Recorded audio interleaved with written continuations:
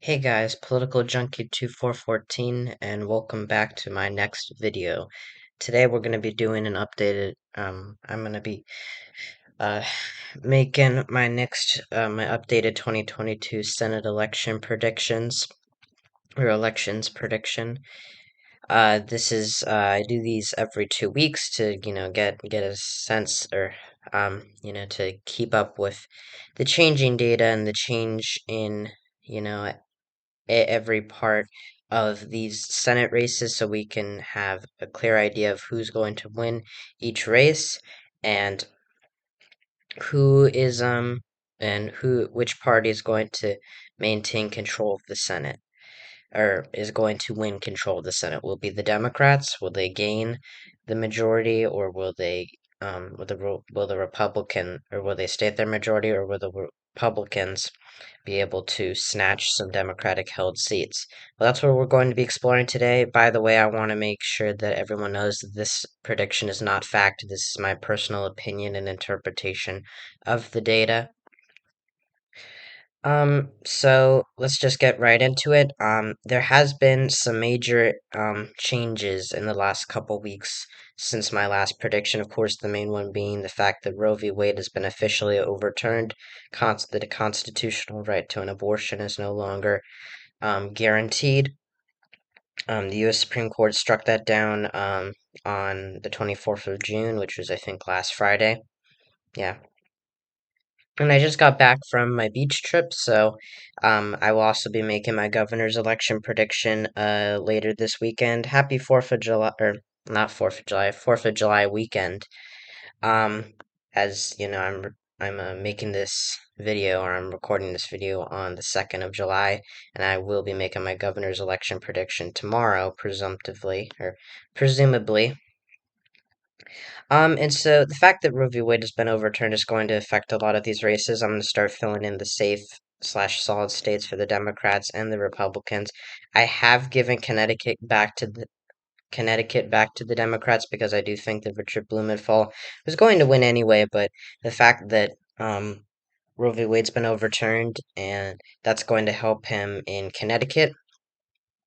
I'm also starting to reconsider the fact that, Um, I put Connecticut as likely because I know it is possible since Richard Blumenthal did win by 12 points in 2010, but he did win by almost 30 in 2016. So I think that, his margin will definitely be narrowed or narrow up, but it won't be so much to make it a likely state. We also have had a lot of primaries. We had a lot of primaries in the past couple weeks, particularly last Tuesday, which were interesting to watch. And I will be talking a little bit about that in this video, possibly. Um, Anyways, those are all the safe and solid states. No change for the Republicans, one gain for the Democrats from my last prediction. For the likely states, I have Colorado, Washington, and New Hampshire for Democrats.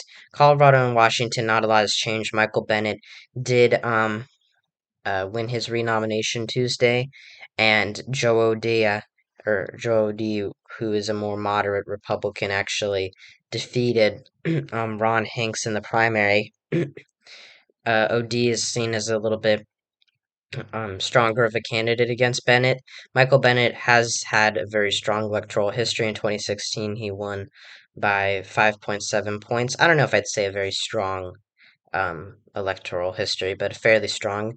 In 2010, Bennett did win in a very strong Republican environment. He won by 1 point, almost 2 points. So I think that the fact that Colorado has moved very strongly Democratic since Bennett's last reelection, Joe Biden won the state by almost 14 points in 2020.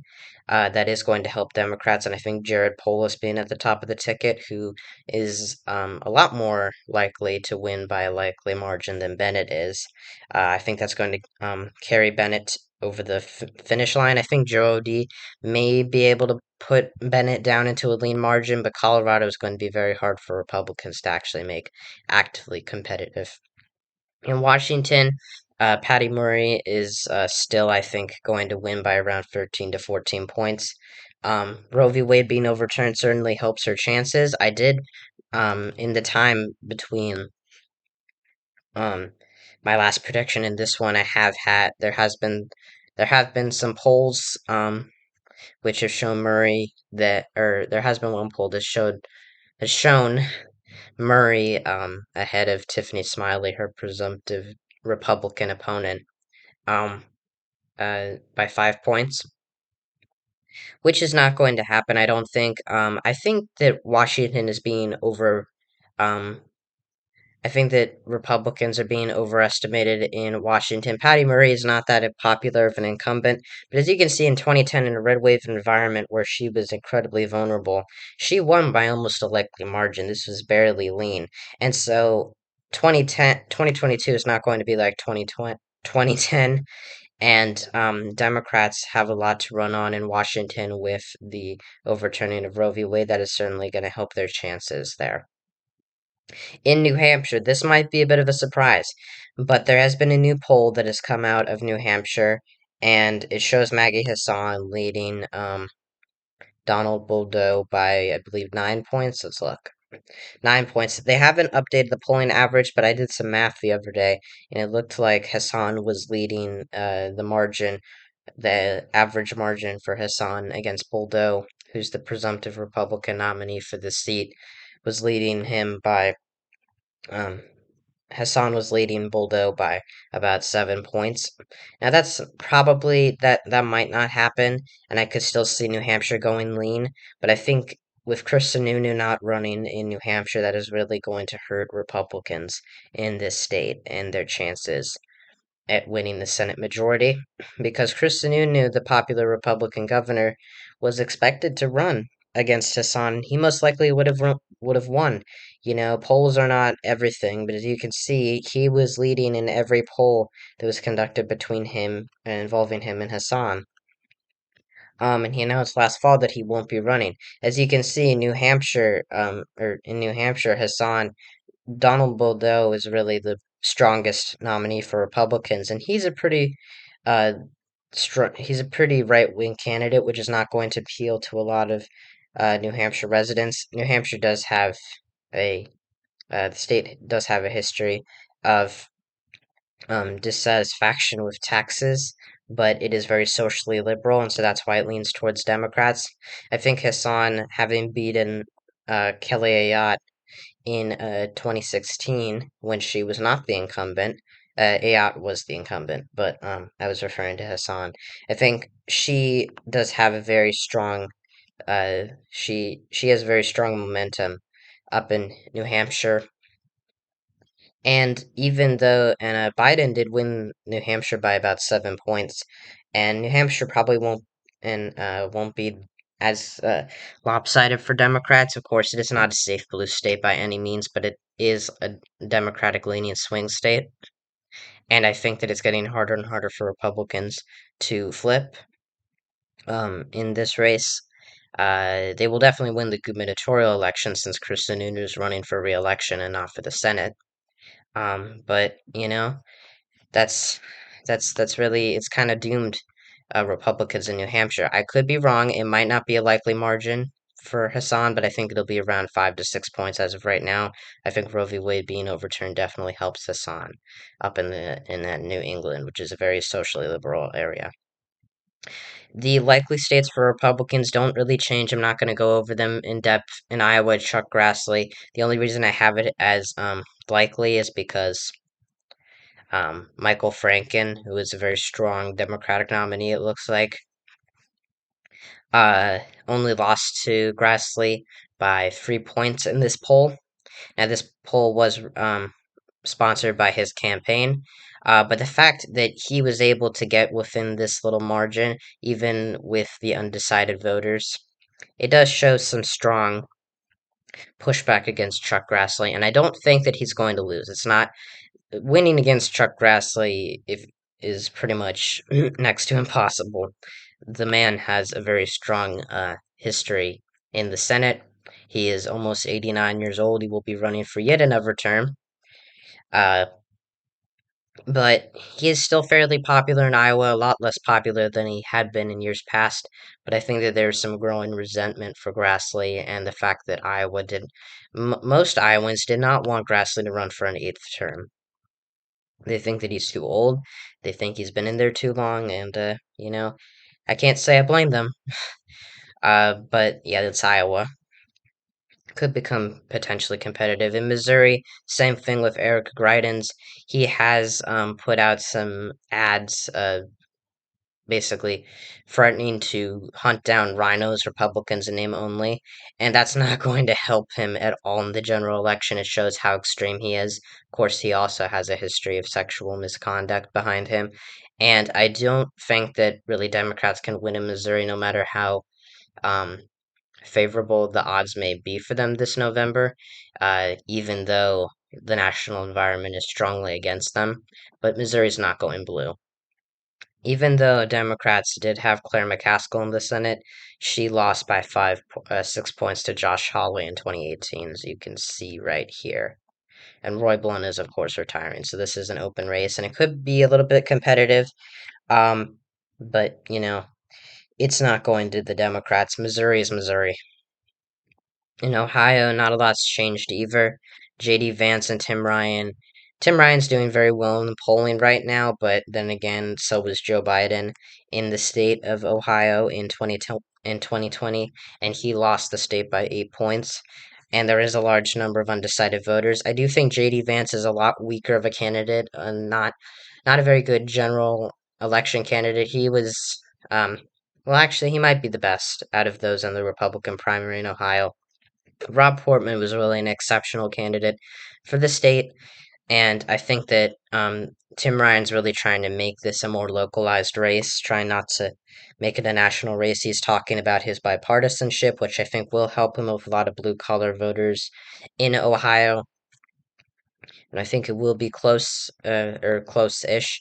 I could see it moving down to lean, but right now I'm just going to keep it as likely as I have this whole time. So yeah. In Florida, the final likely state, Marco Rubio. Not a lot has changed here. Val Demings is not winning in Florida. Ron DeSantis is going to help carry Rubio to the top of the ticket. Rubio outperformed Trump by about almost 7 points in 2016. In a more favorable environment to the GOP, he is going to win pretty easily. Not a safe margin, but possibly double digits. At the very least, it will be somewhere around his 2016 margin. And at the most, I could see possibly 13 to 14 points. So somewhere in that range. But very strong margin for a candidate in Florida. Now we're into the very competitive races. I mean, New Hampshire was pretty competitive, but now I'm starting to see it become less competitive. Just depends on what happens there. But now we're headed into the lean states. I don't actually have any tilt states on this map. I think this is my first 2022 Senate election map where I don't have any tilt states. For the Democrats, I have four. Now, this might get some pushback because um this might seem like I'm overestimating some Democratic support. In Pennsylvania, I'm moving back up to lean.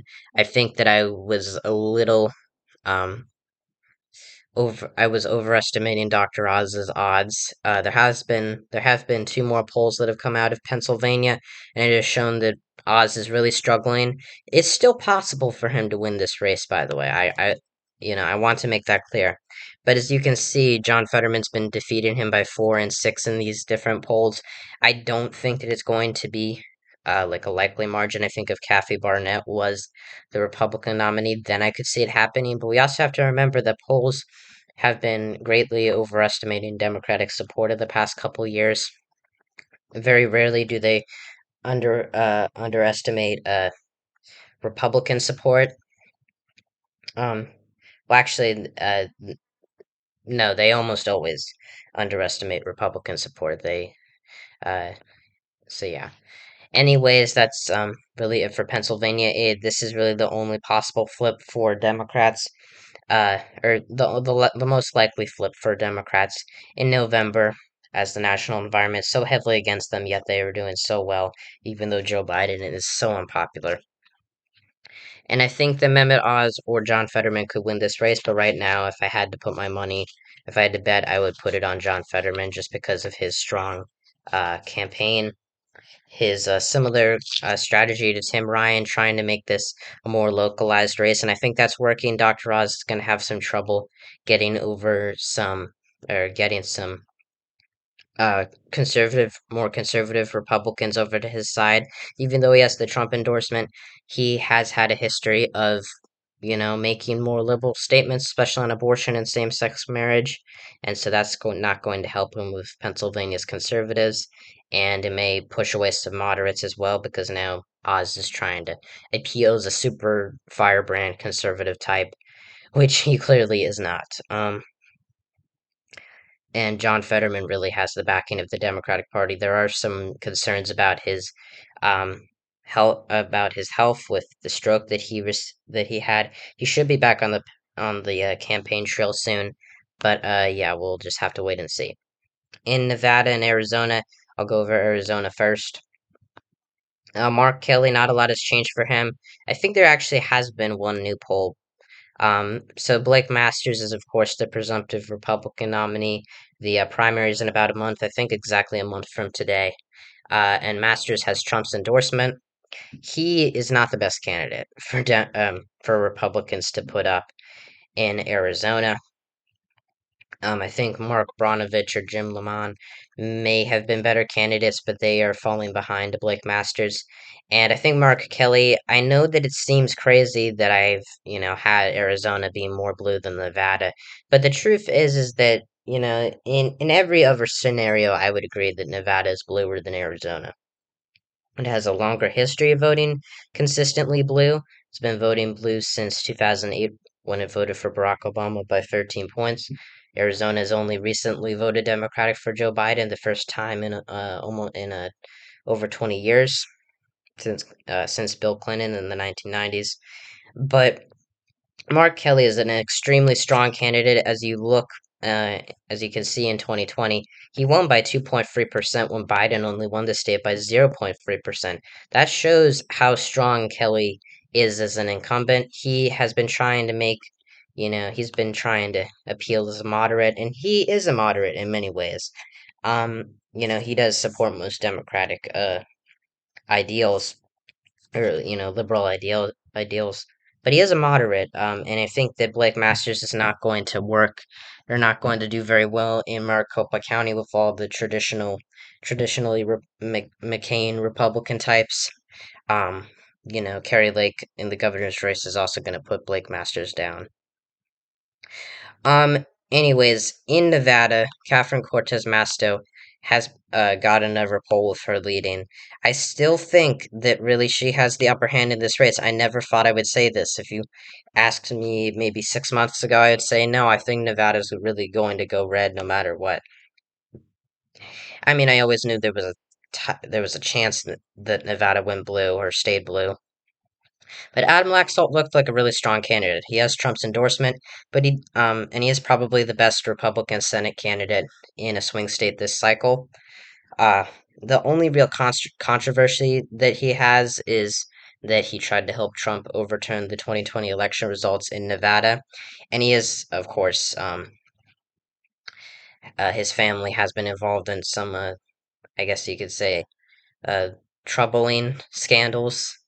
I'm not going to get into it. He is also the grandson of former Senator Paul Laxalt, which I think is going to help him in the election. His last name is going to give him some recognition, and he's going to get the Republican vote easily. But I think, with Roe v. Wade also affects this race strongly, because Nevada is a very pro-choice state, mainly because of Las Vegas. That's probably why. But still, I think that Cortez Masto does have an appeal to Hispanics, and I think Laxalt's a very strong candidate, but I think that Cortez Masto will be able to win this race by about a point or two, similar to her 2016 margin. But don't get me wrong, Nevada could still very well go red. Adam Laxalt's probably the best Republican candidate in a swing state this cycle. Um, But he does have a race. He was the former Attorney General of Nevada, but he does have a loss behind him in his electoral history. He did lose to Steve Sisolak in the 2018 governor election, and yeah. So Nevada really depends. I'll keep an eye on this race, but right now I think the Democrats are doing very well. And finally, final lean state before we get into the lean Republican states, Georgia. Uh, I am moving this, so now, as you can see, Democrats do have 51 Senate seats, so this is similar to the prediction before my last. Democrats are still holding on to the Senate. Raphael Warnock has been destroying Herschel Walker in Georgia, not by very large margins, but in the polls. You can see in this own poll conducted for Walker's, or sponsored by Walker's campaign, he's tied with Raphael Warnock, and Walker has just been embroiled in all of these scandals relating to domestic abuse from from his estranged children. It's not a good look for him in Georgia. I think Brian Kemp's going to do very well in the governor election against Stacey Abrams. I think Stacey Abrams is a lot more controversial of a candidate than Raphael Warnock is. Warnock definitely appears as more moderate. And I think that he has the upper hand in this race. I think that Democrats can win this race by a similar margin in Nevada. These two states, Georgia, I don't think really is going to be that influenced by the Roe v. Wade decision.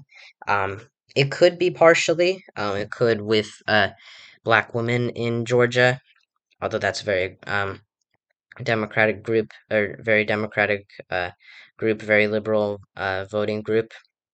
But still, I think that Georgia does have, is going to push back on Herschel Walker. I could be wrong. We said the same thing about Trump in 2016, said he would never win the presidential election. He did. And Herschel Walker could win, but, looking at these numbers, it is not looking good for him. One with a 10-point lead for Raphael Warnock, that's not going to happen. One with a 4-point lead, that one looks more likely. So yeah, that's Georgia. So that's all the lean Democratic states. So Democrats have 51, and Republicans will have 49 with the lean states of Wisconsin and North Carolina. North Carolina, I'm not going to talk a lot about. I'm going to talk more about Wisconsin. North Carolina, Ted Budd's lead over Sherry Beasley has increased. Now the average is about 3.1%. Ted Budd definitely does have an advantage in this race with the Trump endorsement. I think if Pat McCrory was the Republican nominee, it would be a much closer race. I could see this going back up to likely. This has been one of the states I've been watching to see if it would go back up to likely, but I think Roe v. Wade is not going to have a major impact on this race in particular, but I think it is going to help get Democrats out. Once again, this is not a blue wave environment that I'm suggesting here. I am suggesting that Democratic voters are going to be influenced to come out and vote, which could counteract some Republican enthusiasm. It's not going to be a blue wave. This is not 2018. This is not 2006. This is not 2008. It's not even 2012 really. But, Senate is not always a great predictor, for how the midterms and how the president's party is viewed across the nation, The Democrats are down in the generic ballot. And they were up in the generic ballot in 2018. Donald Trump was very unpopular, but look, Republicans won the House or won the Senate while losing the House. Anyways, I'm kind of rambling. So that's North Carolina. Wisconsin is very interesting. So Ron Johnson has been revealed to have tried to give fake certificates of electors to Vice President Mike Pence on January 6th by the January 6th Select Committee. And so he has been dodging questions. And Johnson was already a very unpopular senator in Wisconsin. He is one of the most extreme senators, I would say, in a swing state, probably the most extreme. Tammy Baldwin is pretty extreme, far to the left, but, you know, Ron Johnson has a lot more scandals behind him. But still, I think he's a strong incumbent. If you look back at 2016, he did win over Russ Feingold, who's the former senator that Johnson ousted in 2010. Ron Johnson really has a very good shot at winning this race. Mandela Barnes is probably going to be the Democratic nominee, and as you can see, there have been some new polls made or conducted for the campaign. This one shows Barnes leading Johnson. I don't know how credible these polls really are because Wisconsin does have a history of polling inaccuracy. In 2020, Biden looked like he was going to win the state by 6 points. He only won it by 0.63. And I think Johnson, Johnson was expected to lose in 2016, yet he outperformed Donald Trump and outperformed expectations. I don't think it's going to be likely. I really, the most I could see is a 5 point victory for Ron Johnson, but I could also still see him losing. I could see him winning very narrowly. I think that um, this scandal that has erupted with the January 6th investigation is going to hurt him. And, I think that Wisconsin is, probably, the most. Johnson's probably the most vulnerable Republican senator running for reelection, but not in the most vulnerable Republican seat. Pennsylvania is, but Pat Toomey's not running again, so it's an open race in Pennsylvania. But in Wisconsin, it's just going to be really hard for Democrats to flip it, even with this, these revelations, and even though Wisconsin is a very pro-choice state and Roe v. Wade was just overturned. So, anyways, final map here. 51 Democratic seats, 49 Republican seats. Exactly, pretty much, same seat count as two predictions ago. Not my last prediction, that was 50-50, but still, that was a Democratic majority because Kamala Harris would still break the tie. But in this scenario, Democrats would be able to pass legislation that did not if either Kirsten Sinema and Joe Manchin won or decided to vote against that legislation, but not both still, because that would still, you know, that still wouldn't, it still wouldn't get passed because if those two vote against it together, it will still be hampered. But if Democrats are able to flip Wisconsin or some of these other seats, they could get a Manchin Sinema proof majority. So, yeah, thanks so much, guys, for watching. Sorry if I rambled a little bit in this video. I think this one is a little bit shorter than usual. Anyways, I was just trying to hurry it up so that it was not quite as long. Um, I'll see you guys soon with my next prediction tomorrow with the governor elections. Hopefully that one is not 45 minutes as the last one was. I'm sorry about that. I can't believe I got so sidetracked on that one. Anyways, enough apologizing. Thank you guys so much for watching. Click the like button, subscribe, check out, turn on notification, check out, or turn on notifications. I can't speak today. Check out my channel. Check out my main channel, Interactor127, if you want to see some more of my videos, or if you want to just see more of my content. Have a good time. Also check out my comrade Groundling Zeus 666. He will be getting back to YouTube fairly soon, I assume. And yeah, I'll see you guys next time when I talk about all things politics. See ya.